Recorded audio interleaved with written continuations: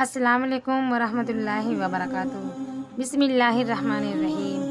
دنیا میں عام بے آرامی اس لیے ہے کہ روح کو آخرت کے متوقع آرام کا احساس ہوتا ہے۔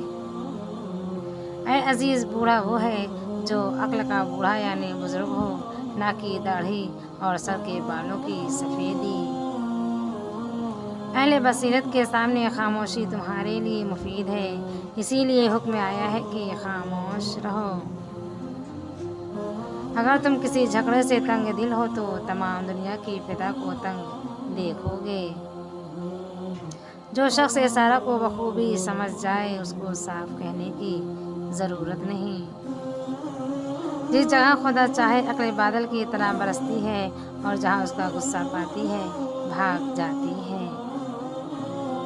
خدا جب کسی بدبخت کو دکھ دینا چاہے تو وہ بدقسمت ناشکری کا راستہ اختیار کر لیتا ہے۔ گمراہی بھی علم سے پیدا ہوتی ہے اور ہدایت بھی، جیسے تری سے، کڑا پن اور میٹھا پن بھی۔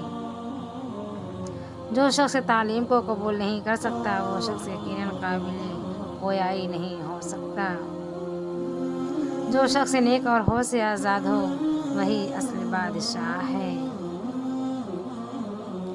تدبیر وہی کارگر ہوتی ہے جو تقدیر کے حسب حلال ہو۔